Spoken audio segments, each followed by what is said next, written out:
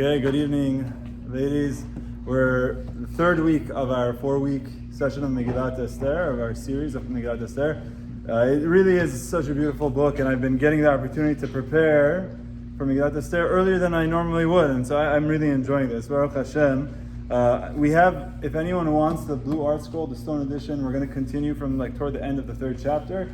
There are some copies here. There's also some at the end of the room. I think they're doing some construction.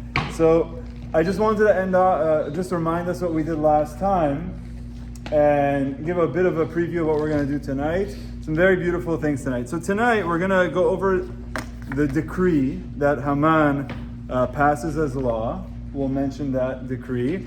And then we'll speak about how the decree was passed out throughout the entire empire. Mordechai found out about it. Esther found out about it.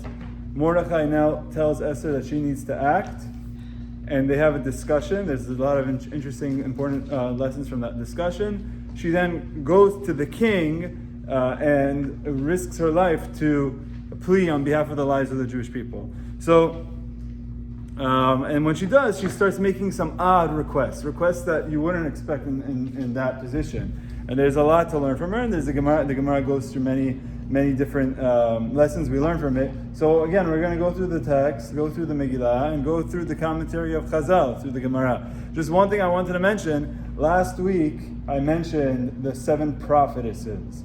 You recall, what we said was, the Gemara says that when Haman was given over the signet ring of the king, which is what you use to seal an edict, a law, so the stamp, the seal, the signet ring of the king, he handed over to Haman, said, do whatever you want with the people that you're saying, the Jewish people, right?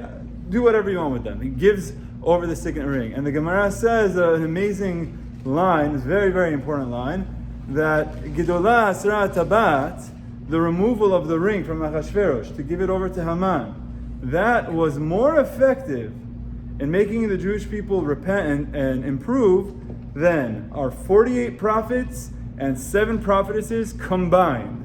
You take our 48 prophets, like any prophet you could think of, add them up, stack them up, all of their effects, put them on the side of a scale with the 7 prophetesses, all on one side, and then on the other side you have the ring given over, or the seal given over to Haman.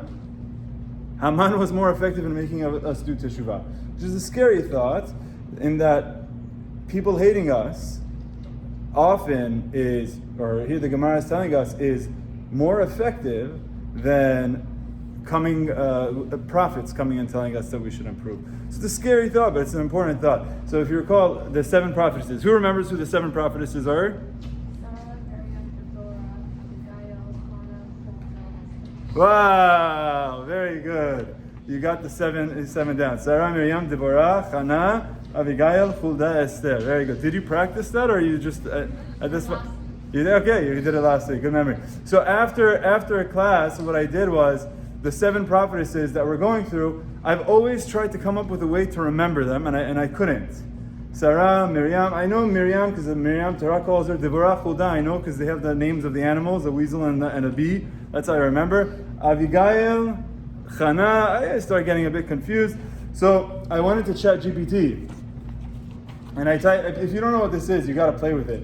It's like a computer that you could talk to and it does things for you. I said, hi, I'm trying to remember the names of the 7 Jewish prophetesses. They are Sarah, Miriam, Deborah, Hannah, Abigail, Huldah, and Esther. Can you help me with coming up with an acronym to remember these names? It says, sure, here are 10 different sentences that you could remember the names of the 7 prophetesses using the acronym of SMDHAHE. Okay, so basically it gives me 10 different lines. I'll just tell you, I think this one I like the most. Where is it? Something about, Sarah made delicious hot entrees and honey. Sarah, Miriam, Deborah, Hannah, Esther, Huldah, Abigail. Or whatever, if you work out. Anyway, I just wanted to show you how it's pretty crazy what these computers you could do. So now I'm going to remember. Sarah made delicious hot entrees and honey. And now you know the name of the 70. Okay, so again, that's in honor of the ladies program, the 7 Neviot that we had. And Esther, of course, Queen Esther was one of the Neviot. All right. So let's get back to the story. So what happened last week was Achashverosh gave Haman the authority to come up with whatever edict he wants to kill the people that he didn't name, but we know based on what Chazal says that Achashverosh understood full well who he meant. Who he meant was the Jewish people. So this line, it's in if you want to follow along, it's in chapter 3, line 13. It says, "V'nishloch sefarim biad haratzim." There was now, this edict was written on that day. Does anyone remember the day in which Haman cast the lots? Nisan is the month, very good. And Chachamim explained to us it's the 13th day in the month of Nisan. He cast the lots for the Jewish people, and he decided that it would be on the 13th day of Adar. Okay? So he's now passed. No, actually I take it back. It's not that we don't know what day the lots were cast on. We know they're in the month of Nisan, as you said accurately. But the laws were now passed out the 13th day of Nisan. Nisan 13, is that leading up to any holiday? Pesach. What is Pesach? What holiday? What's the date of Pesach? 15th of Nisan. Very important. Okay, so 2 days before Pesach, when people were trying to clean their homes and clean their kitchen. Actually, who are we kidding? 2 days before, everything's already clean. No one's cleaning anything 2 days before. So you're just trying to eat your last box of cereal on that day. So the 13th day of Pesach of Nisan, the law is passed. Let's read this line because it's scary. Kol v'nachtam kol medinot hamelech lehashmid laharog ulabed et kol haYehudim, to destroy, to annihilate, to murder all the Jews, minar ve'ad zaken, young to old. Young means as young as you could think. Old means as old as you could think. So this is not let's have a war with people. This is kill whoever, any Jew you see, even a baby, even a 95-year-old man. Taf v'nashim. Taf means babies, infants. Nashim, woman. Everyone is included. B'yom echad, all on one day. Mass genocide, kill the entire Jewish people on a single day. B'shlosha asar l'chodesh shnei asar, the 13th day of the 12th month. Hu chodesh Adar, which is the month of Adar. Ushlalam lavoz. And whatever their possessions are to be plundered. What does this mean? Plunder. I said blunder. Plunder. I knew I was saying it incorrectly. To plunder their possessions. So, ushtalam lavoz. What does that mean? It means that whoever kills a Jew gets to keep their money, gets to keep their possessions. You see, there's a house there. You kill the Jew in the house becomes yours. That's the law. Ushtalam lavoz. Whoever kills the Jew gets to have their property. So Haman, by adding those two words, is really a genius, because how are you going to have a mass extermination? Shalom edah chas v'shalom, that we even have to think about this. Yimach Shemon v'zichro, Hitler was engineering, and the Germans were engineering geniuses, and they were able to do what they did, and they had complex systems. They had ways of knowing. Shalom edah, to think about how they built a system to kill the Jewish people, to do mass genocide, and they killed 6 million. And that took over many years. How on earth can you kill all of them, all of the Jewish people, in a single day? And he said, here's how. Whoever kills a Jew gets to keep their property. Now you start saying, well, okay, let's say there's a good person out there that doesn't want to kill their neighbor. But what are they going to say? They're going to say, okay, but the next person is going to do it, and the next person is going to take all of their money. So if I don't do it, then I'm losing out. Well, I can't stand up against the whole world. The whole world is not, remember, Achashverosh is the king of the entire civilized world. The entire Persian Empire is the entire world.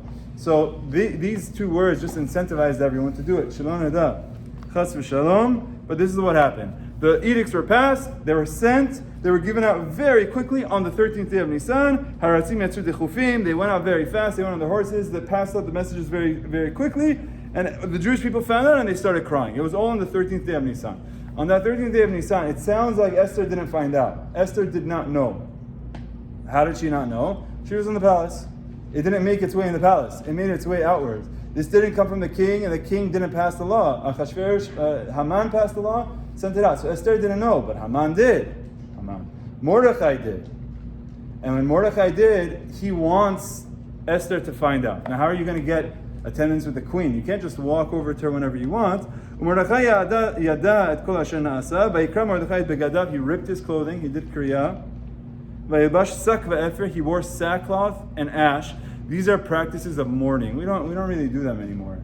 But they put ash on their head. They rip their clothing. They wear sackcloth. These are all practices of mourning. And he starts screaming bitter cries that it's something that it's not silent. Everyone hears it. So he's coming, and he's coming to the palace. But he can't go into the palace. So he's coming up to the gate, but he can't go into the gate. Why? Because of what he's wearing. He's not dressed properly to go inside the king's palace, or even to go into those quarters. So everyone is finding out. And now we find out about, people know that Mordechai and Esther have something going on. It happens to be their cousins, right? They're cousins. Chachamim tell us they're actually husband and wife. But vatavona na'arot Esther v'sarisera vayagidula. Now Esther's workers, her maidens, people that the women that were around her, the queen, they came and told her, Mordechai is outside, screaming like a lunatic. The guy is screaming like crazy. He's wearing this. She has no idea why. So what does she do? She sends him clothing. It's like she doesn't suspect anything is going wrong because she has absolutely no clue. She sends him new clothing. Like maybe he ran out of clothes. Here, send him some royal clothing. And Mordechai didn't accept the clothing. I'm not asking for clothes. So now, so she calls Hatach.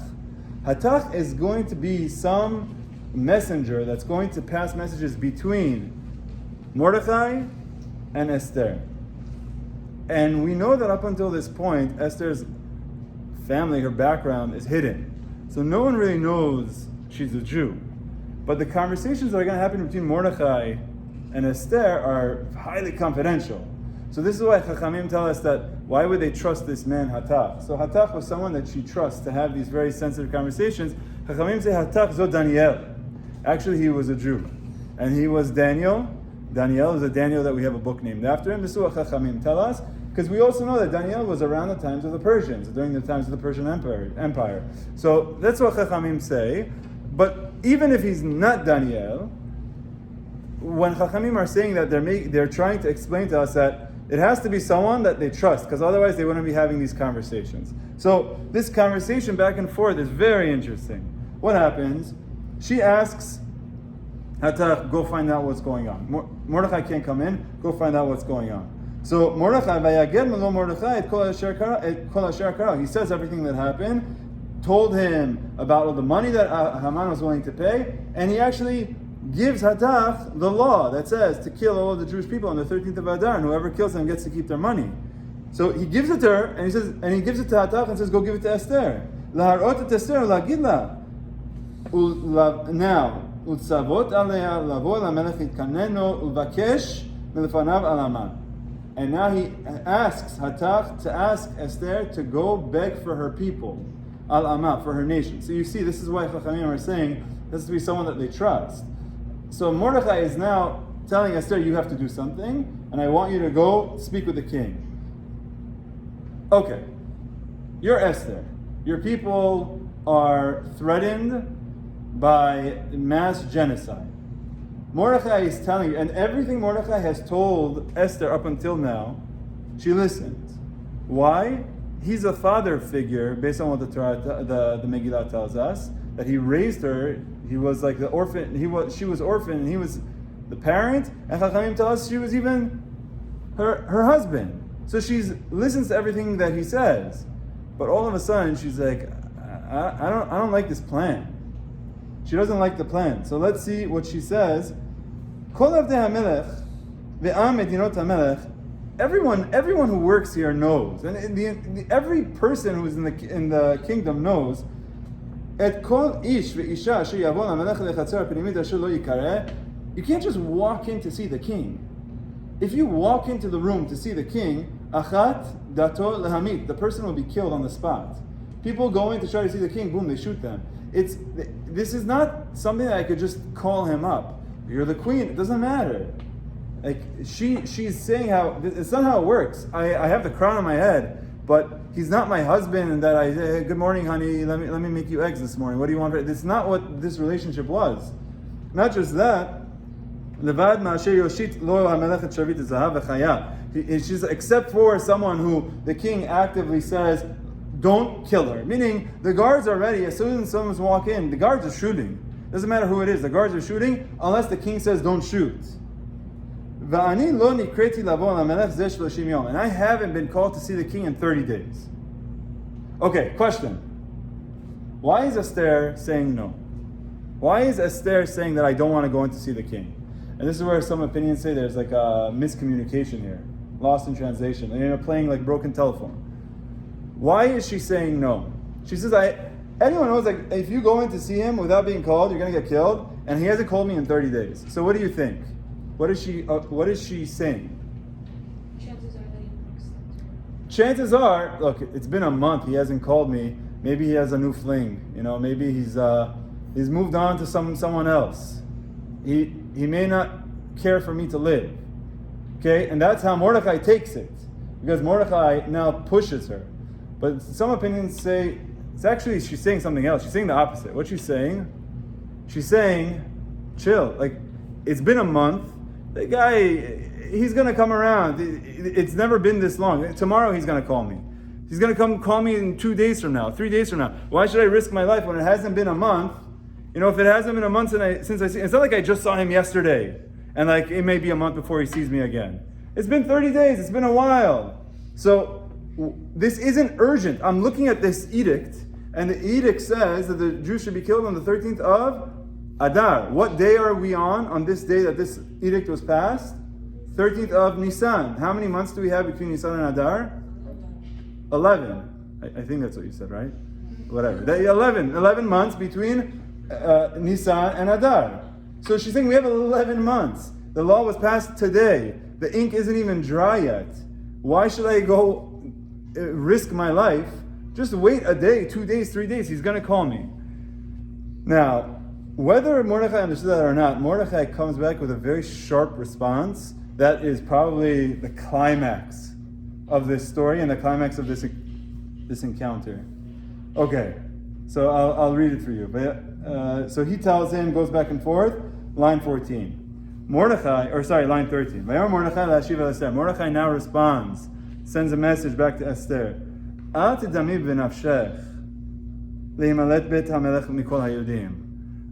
think that you could hide in the palace. Like, Mordechai now thinks she's turning her back and saying, like, I'm not going because I'm going to get killed. And he says, oh, okay, now you're thinking about yourself and you're forgetting about everyone else. Don't for a second think that you're going to be safe if you stay in the palace. Because if you stay silent now, the Jewish people will be fine.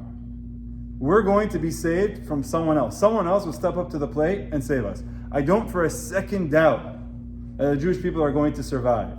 And this edict will not go through. And that we will be able to defend ourselves and fight, and there won't be a mass genocide. I don't for a second doubt that.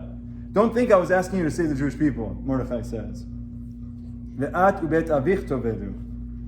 You're the one that's going to lose this opportunity.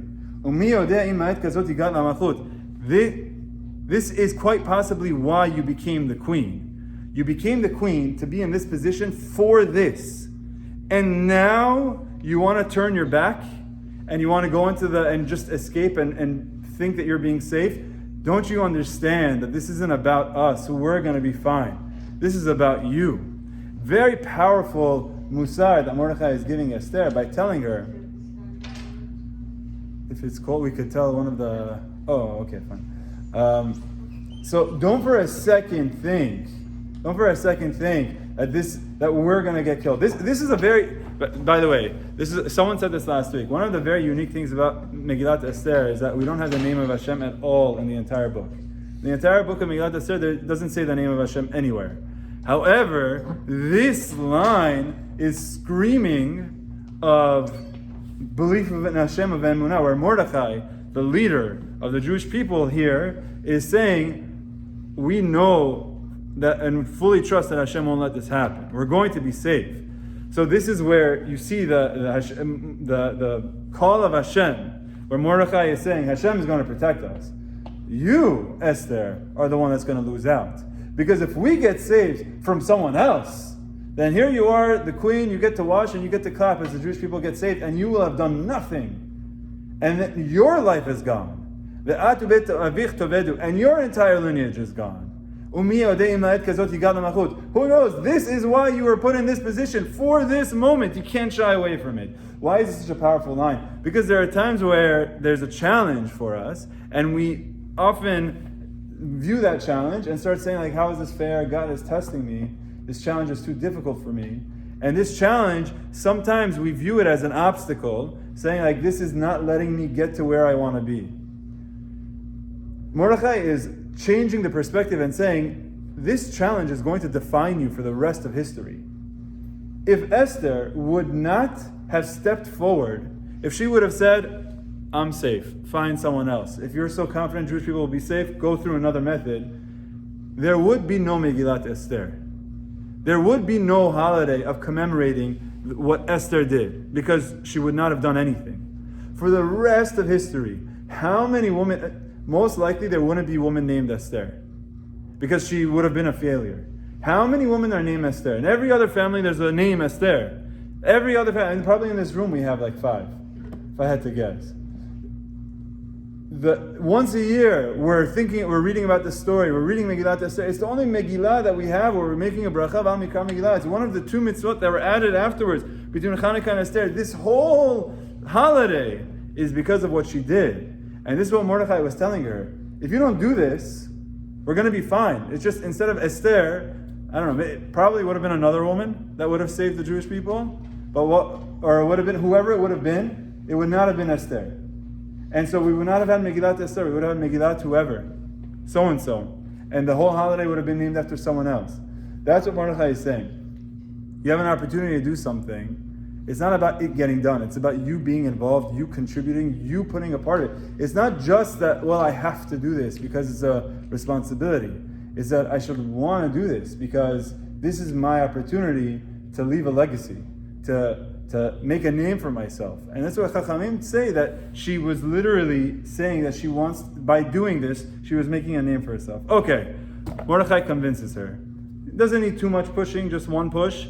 And again, some opinions say that, like, she wasn't saying she's not going to go. She was just saying, like, wait 2 days. But she heard Mordechai say this, she's like, okay, fine, we're going to do this. But if I'm going in, I need everyone to have my back. And she says, I want the entire Jewish people to fast for 3 days.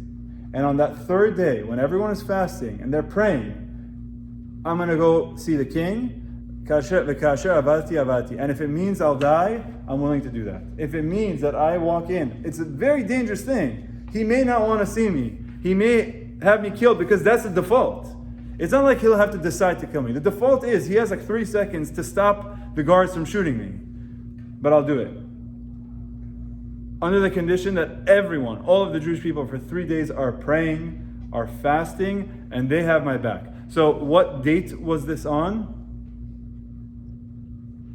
13th of Nisan. The fast begins the next day, which is the 14th of Nisan, the 15th of Nisan, and the 16th of Nisan. Those are the 3 days, 14, 15, 16. What's unique about those days?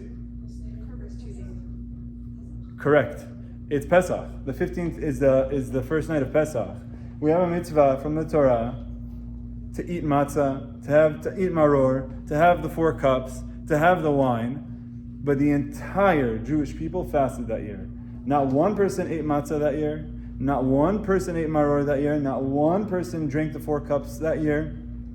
And the Talmud explains to us that there are 2 times in history where a holiday was abolished for the entire Jewish people. This is one of them. The other one, I don't know. When Shlomo HaMelech built the Beit HaMikdash, it was Yom Kippur. And they had a seudah to celebrate the building of the Beit HaMikdash, and they ate. And they celebrated on Yom Kippur. That's like an opposite direction. It's one thing to say, you have to eat matzah, but don't do it. But it's another thing when the Torah says, don't eat. And we all did. But Shlomo HaMelech, he was smart. He knew how to prove. And the Gemara explains how others were saying, like, we don't need to do this right now. But he was saying, no, right now is the moment. right now is the moment to act. It's the same thing to celebrate. We have a Beit HaMikdash after so many years. We need to celebrate it today, not tomorrow, today. And it's the same thing what Mordechai was telling Esther. There's a decree against us. You pray for the decree, not tomorrow, today. There's something wrong. You act today. There's much discussion about this, which maybe I'll come back to. But I want to keep going forward with the story. So Esther now tells everyone to fast 3 days, no food, no drink.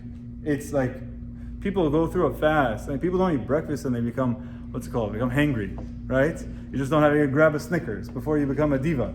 This is what if you don't eat for a couple hours in the morning for 3 days, but their lives are at risk, and they full well understood that. So she steps forward and she goes, okay. On that third day, this line right here is one of my favorite lines, because I feel like the Megillah is beautifully portraying a scene that if you were making a movie, like you probably, like I could imagine. Sometimes I wish I were a director, like a movie director, because I would just use the script, and I would just say like, look how beautiful this line is. So here's what happened. On chapter 5, on the third day of fasting, she now wears her royal clothing, she wears the crown, and she's going to see the king. Now look at this line, how beautiful it is. It says, "V'ta'amod," she is standing b'chatzar beit hamelech hapenimit, in the inner chamber of the palace, which meaning she's going in to see the king, and she's standing there. Nochach bet hamelech. Nochach means opposite the room of the king. She's going in the inner chambers next to the room of the king. Nochach bet hamelech. V'hamelech yoshev al kisei malchuto, and the king is sitting on his throne bebet hamalchut, in that room. Nochach petach habayit, opposite that entrance door. So the Megillah is basically showing you that he's there, she's here, the only thing between them is a door, and they're both facing that door. It's like a beautiful dramatic scene. Like, this is it. She's right there. Like this is what I'm saying. If I were a director, I would probably have like a fake room, right? So that like the camera could just go from one side to the other side. You see the door, like she's facing the door, he's facing the door. Like this is it. She's like about to risk her life. Amazing, beautiful line. I read this, I get the goosebumps.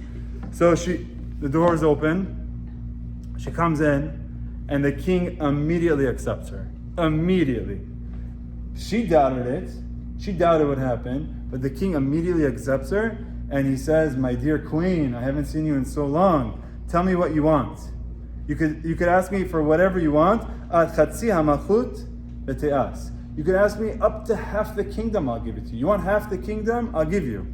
So Chachamim say how this line is, he wasn't actually saying this, but they're saying it's like a subliminal idea, where Chachamim tell us that if you look at Achashverosh's region of where he was the king over like from Africa all the way to Indochina, the middle of it is like Israel, is in the area of Israel is toward the center. Maybe it's not drop center, but it's the center. And so what Chachamim say is that when she's saying, I'll give you up until half my kingdom, what he's subliminally saying, like subconsciously saying, is I'll give you everything except for what's at the center of my kingdom. I'll give you everything except for the request to build a Beit HaMikdash. And again, this is consistent with what Chachamim are telling us, that he understood that the Jewish people wanted to build a Beit HaMikdash, and he understood that yesterday he gave the authority to have the Jewish people killed, and it's in his mind, it's like these are the thoughts, not yesterday, a few days ago, that you could have anything you want except for giving something like the Jews, not even knowing that she's Jewish. That's not what he was saying, but Chachamim are fitting it in to make it clear to us that this is what the type of man he was. Don't think that he didn't know who the decree was against. So she now gets her moment to ask the king. She thought at this point she would be dead, but she's alive. She gets to ask the king whatever she wants. So what should she ask for? She should say, Your Majesty, there's a decree that was passed yesterday. Please take it back. That's what she should say, right? You have your moment. All of this buildup. You have the entire Jewish people fasting. They got your back. Everyone is praying. You didn't think you would make it here, but you made it. So here's your moment. Ask for whatever you want. The king says you could have half the kingdom, I'll give it to you. She has to say, I don't even want half the kingdom. I just want the half of a 1% of the people that's going to get killed. That's all she has to say. But what does she say? She says, what do you say about lunch? Me, you, and Haman, the three of us. It's been a while. Lunch date. Like I'll thread reel between the two of you. You guys are very important. This is what she asks for. She asks for a lunch date between, look, she was fasting, okay? She was hungry. Hey, don't blame her, I'm kidding. She asked for a lunch meal between Achashverosh, Haman, and the queen. Very odd. So he says, okay, sure, no problem. Call up Haman, tell him he's invited for lunch. A few hours, we'll see you there. That was that. So they go in the royal dining hall. They go to have a banquet hall. Esther had prepared the meal. She made sure everything was ready. And they're having the meal. They're eating. They're drinking. Haman is there. They're having such a great time. And then he says, okay, my dear wife, what do you want? I'll read to you the line. Again, this is what I want. I'm reading line 8. If you agree, if you like me, if I find favor in your eyes,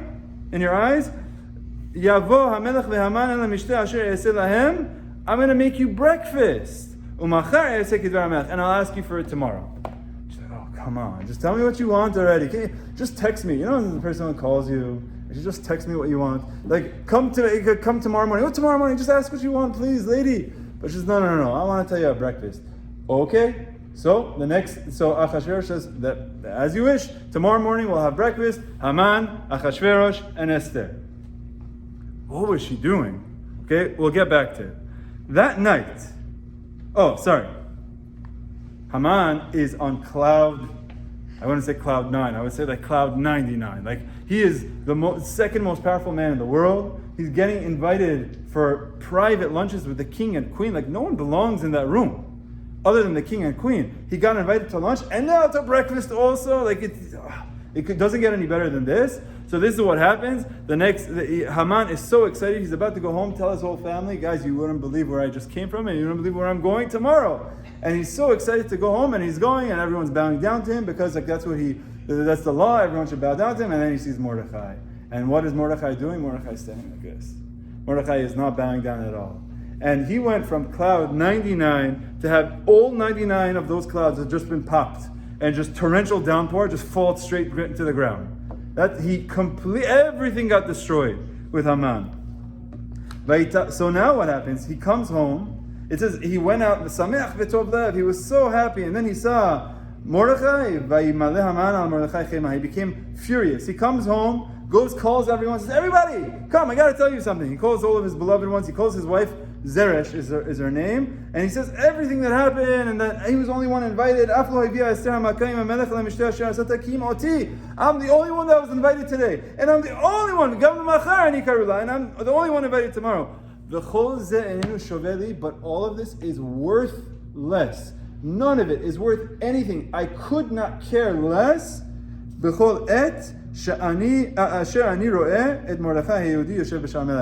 moment I see his face, all of this becomes worthless. This man is basically the king. He is the king. The king has given over the signet ring to him. He can do whatever he wants, whatever law he wants. He is being invited to private events with the king and queen, and he is on top of the world. There's just one thing he can't have, and that one thing that he can't have destroys him, because now that gap, that one thing that he can't have, makes him feel worthless.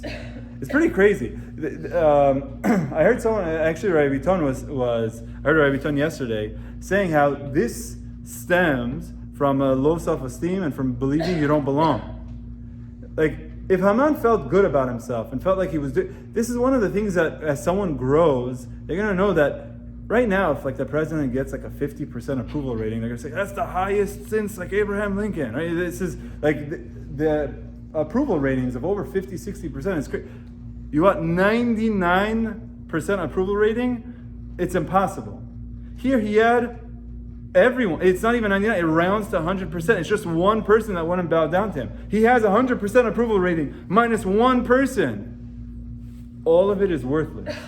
It's pretty sad that his entire sense of self-worth is destroyed by one person who doesn't want to bow down to him. And this stems from low self-esteem. Someone has this high self-esteem, self-respect. They are working hard, should be proud of what they're accomplishing, even if people don't bow down to them. People shouldn't have to bow down to him for him to feel good about himself. But that's what he needs. So it's actually a failure on who he is, because this is something that his anger is actually destroying himself, but it's his decision. Actually, I heard Rabbi Foreman in one of his things, he was very much likening this to Adam and Eve, where they were able to eat from anything and everything in the world, but there was just one fruit tree that they couldn't have, and that's what they went for. And this is like human psychology, that you want what you can't have. It's like the grass is greener. You literally have the best of anything and everything you could ask for. Your life is amazing, but you're looking at the one thing that you don't have. Whose fault is that? If someone is not happy when they have all of the good things because they're looking at what they don't have, it's a perspective thing. It's the person who needs to change their perspective to look at what they do have and count their blessings. Okay, so continuing with this, Haman goes home. So he talks to his wife Zeresh. He says, Zeresh, I feel great, but then I see this guy and I feel like dumps. So she says, oh, simple solution, kill the guy. If you go kill him, look, you just passed a decree to kill everyone, right? So you're going to kill him anyways. Just expedite the murder. You kill him tomorrow, and then kill everyone else a couple months later. You'll be happy. You'll be able to go to breakfast tomorrow morning happy because he's dead. So he says, man, what an idea. So he decides that he's going to go build a gallows, which is like something to hang Mordechai on. And he decides that night to go into Haman's, to Achashverosh's house, start banging on the door. So he's outside building a gallows to hang Mordechai outside the king's palace. Okay, this is, just looking at the clock, we're going to do this story and we're going to wrap it up for the night. Just the next story is that night. What happens? Achashverosh cannot sleep.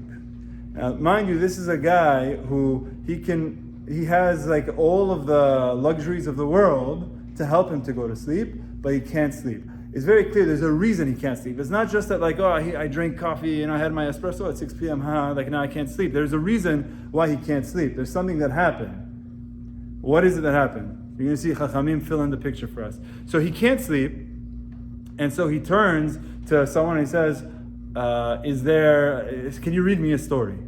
Read me a story. So the guy opens up the book and says, yes, at one point, someone saved your life. His name is Mordechai HaYehudi, and there were two people, Bigtan and Teresh, two of your servants that wanted to kill you, and Mordechai had informed you, and we checked it, and we found out that yes, it was true. Mordechai saved your life. He's like, okay, and what's the ending of the story? What did we give Mordechai? What reward did we give him? Your Majesty, we didn't give him anything yet. He says, what? Okay, let's fill in the picture with what Chachamim tell us. Chachamim tell us that the fact that he was getting invited to meals with another man by his wife, with his wife, made him go crazy. It made him extremely jealous, and it made him, he was extremely paranoid. He was a paranoid king. Chachamim tell us that, remember that he was a military guy. He wasn't that smart, and he wasn't of royal lineage. He pushed himself into the position because he won wars. His father wasn't the king. He fought a rebellion and he became the king. So someone who fights a rebellion and becomes king is paranoid of the next person doing it to him. So he is paranoid. Haman is this powerful person now. Well, he gave him the power, but now his wife is asking the two of them to go to lunch together and then asking them to go to breakfast the next day. This starts to get in his head, and he starts getting very scared. And he starts thinking about what's going to happen tomorrow morning. Are the two of them going to try to kill me tomorrow morning?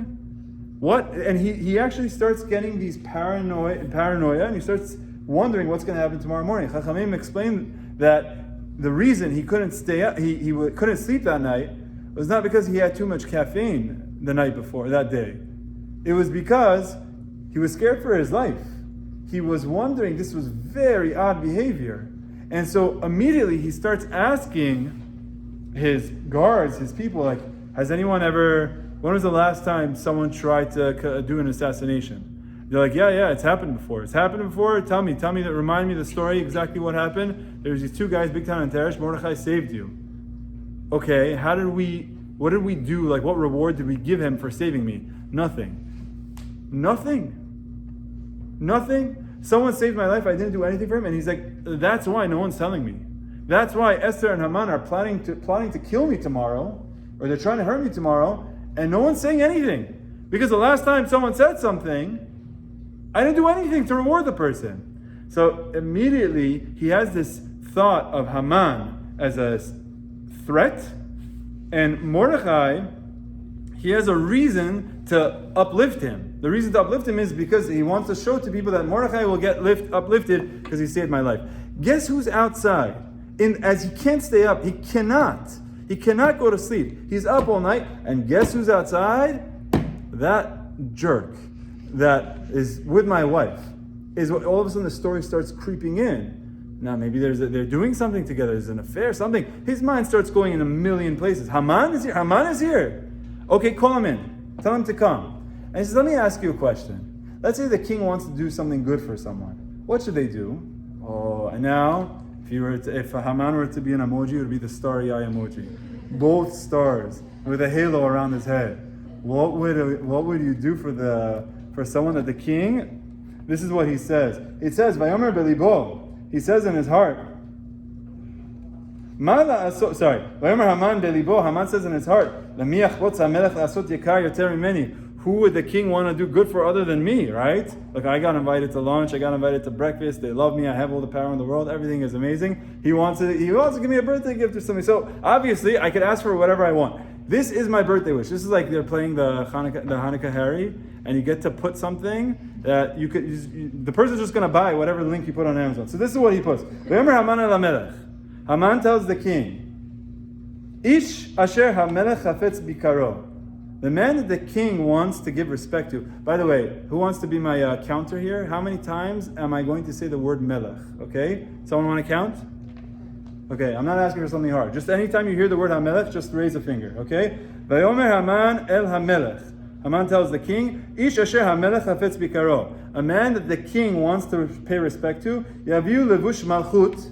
That counts. You bring the royal garb of the king, asher lavash bo hamelech, that the king wears, v'sus asher achav alav hamelech, and the horse that the king rides on, v'asher nitan keter malchut b'rosho, and he put the crown of the kingdom on his head, v'natan halevush v'asus al yad ish misarei hamelech hapartimim, and then you put a servant of one of the governors of the king in front of this horse, v'yilbishu et ha'ish asher hamelech hafetz bikaro, and he will then put the clothing on the one that the king wants to show respect to. V'erkivu ala sus b'rchov ha'ir, and he'll ride him around town with the horse. V'karu lefanav, and they'll say in front of him, Kacha ya'aseh ha'ish. This is what happens to the man asher hamelech hafetz bikaro, that the king wants to show respect to. How many times did I say the word king there?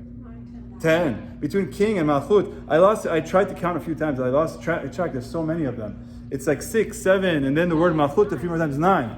Okay, so 9 times. Imagine this.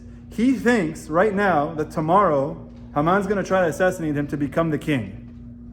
He's getting invited to. He's paranoid that this man right here wants to become the king. He asks him, "What should I do for someone that I want to show respect to?" And he says, "Give him the crown. Give him your horse. Give him your clothing. Give him everything that the king wears and the king does. That's what you should do to this man." You think Achashverosh is a fool? You think Achashverosh would be like, "Oh, thanks for your answer." You think Achashverosh doesn't see it seeping out of his ears and his hair and like all of the starry eyes? Achashverosh knows. Achashverosh is not a fool. He very clearly senses the person who got the kingdom by taking it from someone else is paranoid and is able to smell when someone wants to take it from him. He smelled it. And he said, "Yeah? Okay. I want you to go do this to Mordechai." Now, not necessarily does Achashverosh know about Mordechai and Haman's beef, but following what Chazal tell us, that Mordechai is a proud Jew, and Haman wants to kill the Jews. Achashverosh knows that Haman doing this for a Jew is going to kill him. So Haman, when he's told that he has to do this to a Jew, Achashverosh is not, but it's not happening by accident. This is where Chachamim tell us, like, don't read this story like a simple, innocent, naive mind. Haman is very clearly, and Achashverosh is trying to take the kingdom of him, and Achashverosh is now not on good terms with him. And he's pushing this back on him. Okay, so I want to read to you what the Gemara says. Okay, this is a Gemara. I bought a printout, and again, I'm going to need your help counting. She invites him to lunch that day, and then she invites him to breakfast the next day. Yavo HaMelech ve'Haman el HaMishteh. Tanu Rabbanan. The Gemara, the Braita asks, Ma ra'ata Esther shezimnat Haman. Why did she start inviting Haman to meals? Once, twice. Why is she doing this? Why didn't she just cut to the chase and tell Achashverosh what she wanted? Okay, answer number one. Rabbi Elazar says she's making a trap for him. Pachim tamnalo. She's trying to ambush Haman. It's the first answer. I'm going to read to you a list of answers. Rabbi Yeshua Amer Bet Avi Lamda. She learned from Shlomo HaMelech. Imra Ev Sonacha Achileu Lechem. When you have an enemy and he's hungry, you feed him. Okay, quite literally here, she's feeding him. But the idea is that you keep your enemies close. You don't let your enemies know that you're an enemy. You feed them a meal, right? Rabbi Meir says, if he finds out, if Haman finds out what I'm trying to do, he might actually rebel against the king and actually might kill us both. I need to hold him close by. The next answer, Shelo yakiru bashi Yehudit. Amazing. She doesn't want anyone in the kingdom to know that she's a Jew. So, if she were a Jew, maybe she would start mourning now. Maybe she would start tearing her clothing the way Mordechai is doing. No, she's going and having a fun time with the king. So no one should suspect her of being a Jew. Next answer. Rabbi Nechemiah Omer. She doesn't want the Jewish people to think we have a sister in the palace, she's going to take care of it for us. She wants the perception to the Jewish people to be, she's abandoning us. She's just going in and hugging the king and pretending like nothing's happening. That's the next answer. The next answer. She wants Haman there at all times. She wants basically to have a leash on Haman because she knows there's going to be a time when she can do something and she wants to have that opportunity. The next answer.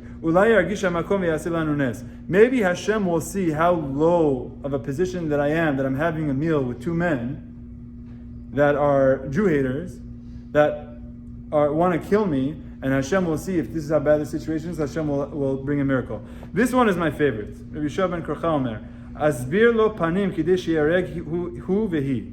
She basically is saying that I'm going to smile and start flirting with Haman in front of Achashverosh. She understood full well who this man was, and she said, if I start playing footsie, and I start smiling, and I start like twirling my hair or something, Asbir lo panim, I'm going to smile at him in a certain way, he's going to kill both of us. Like she's saying it's a suicide mission. Rabban Gamliel says that she understood that he was a very fickle king. He would be a flip-flop. So even if he says, yeah, we'll kill Haman, we'll put an end to this decree, he knows that tomorrow he's going to change his mind. When do you act? You act when he's drunk. She's learned from what happened with Vashti. She's learned from the past. Like, when he says yes, you act right away. Don't waste time. And then there's another answer. This next answer says, all of this explains why she wanted to have the king and Haman, but why not have anyone else in the room? Why just the two of them? So Rabbi Elazar Amodai says she wanted everyone else to hate Haman and everyone else to be jealous of Haman. So kinato b'melech, she made the king be jealous of Haman. Kinato besarim, she made everyone else be jealous of Haman. Basically, isolating Haman so that he has no friends. The king is jealous of him, and everyone else says, how come I wasn't invited and that guy was? Next, there's another line, there's just a bunch. This is a very, very, very nice line. So there was one rabbi who one day saw Eliyahu Navi. Okay, I don't know how, I don't know what the situation is, but he saw Eliyahu Navi. And he says, Kaman chazia Esther v'avdiyachi. Okay, the Gemara just gave me like 12 answers. Which one was it? Why did Esther invite Haman? Yes, Eliyahu Navi gets to ask one question. This is what she asks. Amalos Eliyahu Navi answers, like all of them. She came up with the perfect plan to make sure that Achashverosh will be jealous of Haman, that no one else will have sympathy for Haman by being only them. She was going to smile. She was going to make Achashverosh paranoid, which she did. And just all of these answers are a build-up. She came up with, she did it twice to build up the jealousy, to build up the trap, to build up the ambush. She held him there so that when it was time to act, he would be able to act, and that's exactly what ends up happening. So Esther just invites to lunch and then does it again. There was brilliance still. And Chachamim dedicate an entire page of Gemara to her genius, to her brilliance, to her intelligence, of all of the ways that all of the nuances the Chachamim are coming and saying, this is what she did, this is what she did. And it's a beautiful answer at the end that the rabbi sees Eliyahu Navi and asks, so which one was it? And he says, answer W, all of the above. Or I don't know, whatever, all of the above. All of the answers is exactly what I said. She came up, this was her plan. Mordechai told Esther, you go in and beg for us. Esther said, I know how to do it. And she did it the right way, and she got exactly what she wanted for the Jewish people. So okay, there's one last thing. There's one last thing that I'll say. This whole buildup of him, of Achashverosh not being able to sleep at night, and then Haman being in this position. So now, this is like a very, very funny, poignant end, and I'll say this, just a message about Haman's wife, and what Haman's wife was for him. Remember, she was the one that gave him the idea to go kill Mordechai, right? It was her idea. She said, just do it. Your life's great. Go kill Mordechai and everything will be great. So he decides that he's going to go do that. But when he goes to ask the king to do that, the king turns this around and says, actually, go take Mordechai on a horse and the crown of the king and the royal garb of the king and parade him around town. Go do that then. So what does he do? He goes, parades him around town. And then in the morning, he gets home. He wants to shower, to just, shower, shave, something. I'm about to go see the king. I have to freshen up.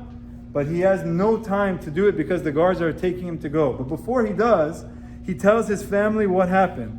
He tells Zeresh, his beloved wife, his beloved, supportive wife, what happened. He says everything that happened, and I'm reading the end of chapter 6. Listen to what happens. This is what the wise people in the room and his wife say. Oh, Mordechai is a Jew? Oh, I forgot to mention that.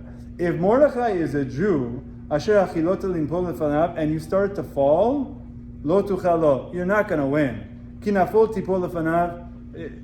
You're going to die. You're going to fall. I forgot that he was a Jew. This is what the text is telling us. That she says, Mordechai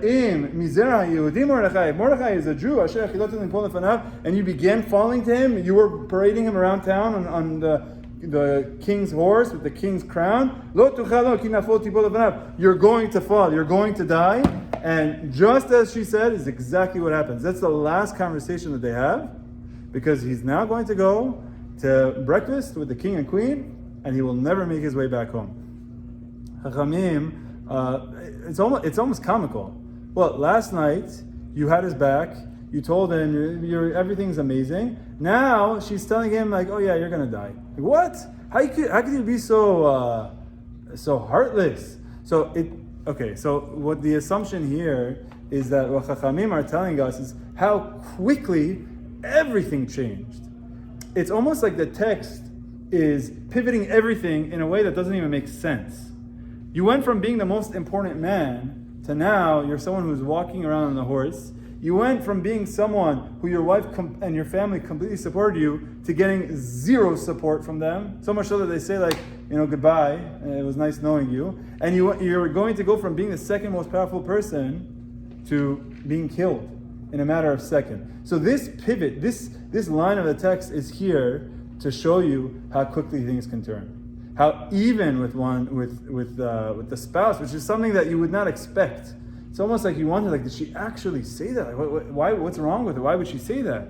Why would the people say this to him? You didn't know he was Jewish yesterday? I told you he was Jewish. I told you he wasn't bowing down to me. I'm doing a decree to kill all the Jews because of this. And what the text is trying to do is show a very sharp pivot. of v'nahafachu, that everything can twist, everything can change in a matter of seconds. We never know what Hashem can do, and we should never think that the game is over. The game is never over.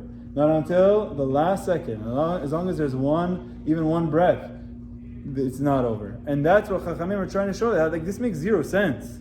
The text, it tells us that last night she supported him. Now in the morning she doesn't. Why? What just happened? The king loves him, and then tomorrow it doesn't. Why? What happened? It's to show that never to be complacent in the sense that if you feel that you're doing great and now you're going to start riding on your coattails. No.